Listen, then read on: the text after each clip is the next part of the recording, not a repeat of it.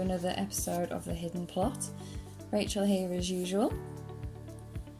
Another fine Saturday that I've popped down to do a bit of recording. Obviously I do pop up during the week, but I do tend to do my recording on a Saturday just to sort of give a bit of review of what we've been up to and what the jobs are for a Saturday, because obviously I get to spend longer there, get to do more jobs.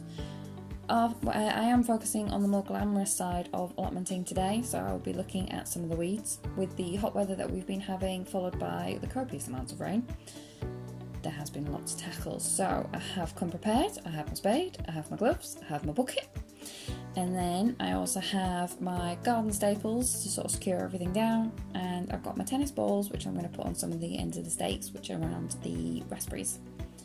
I've also gone out and got myself some slug pellets.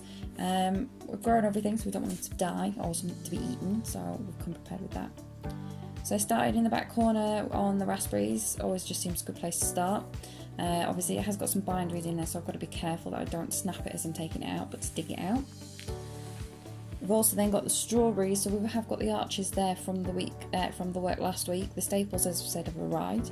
So once they've been weeded and then slug pelleted, we decided to get them covered. Following that, I then moved across the bed and did the squash. So the squash, I obviously had to uncover, do the weeds and then recover it. And then I moved on to these two beds here. So these two beds, although they've got the sunflowers towards the end, which are the really big stakes that you can see, hopefully they'll turn into some nice, beautiful sunflowers. But these two beds are empty at the minute. So the furthest one away, that one's going to be the onions, which we will sort of tackle later on in this video as well.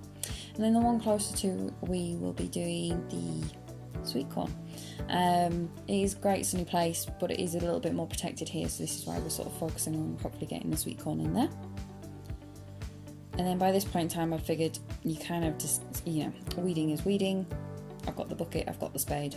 This woman knows what she's doing, apart from when she put her hand in fox poo, but hey, those gloves are now being boil washed.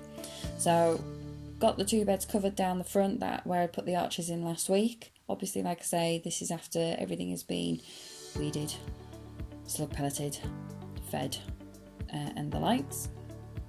So the two beds that are here, one was cucumber and one one was cucumber and the other was broccoli. Gosh, I can't remember what everything is. Cucumber and courgettes are definitely getting mixed up in this little head of mine. Let's just hope I don't harvest them wrong, and hopefully by that point I'll know what I'm doing. Then I moved on to the onions. So as I mentioned earlier, we have got the onion bed prepared, so we've been growing onion sets at home. But now that they've seemed to have sort of taken off, the plan was to get them in. Now, onion sets, they do like to sort of be 5 to 10 centimetres apart. Now, luckily, the spade head on the hand spade is about 10 centimetres, so I use that as a measuring tool, and I put in 2 rows of white onions and 1 row of red onions, albeit the last row of the white onions, I have sort of had to put a couple of red ones in the end. Then we had some very hungry pigeons watching what I was doing, so I gave them a quick cover, and that's obviously only temporary. And then the last job of Saturday was to sort of make a start on clearing out the polytunnel.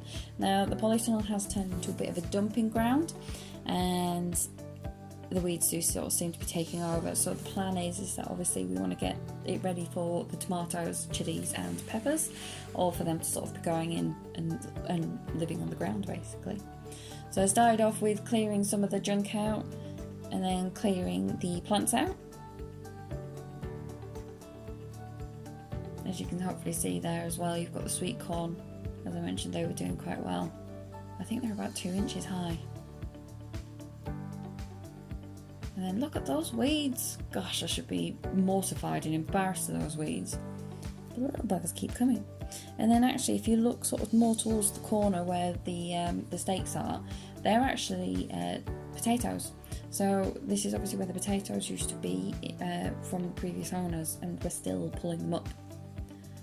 Now, like I say, I'm pretty sure you don't want to see me just sit and weed the entire polytunnel. So what I did is I pressed stop. And once weeded, I then started to put back together in a more useful sort of way. So I've mapped out where the tomatoes are going to go, and I've sort of anything that was left I've put on the shelving. So that's the seedlings on the shelving, the tomatoes on the floor, sort of marked out for where they're going to be. and then I've sort of tidied up around the potting table and made things a bit more accessible.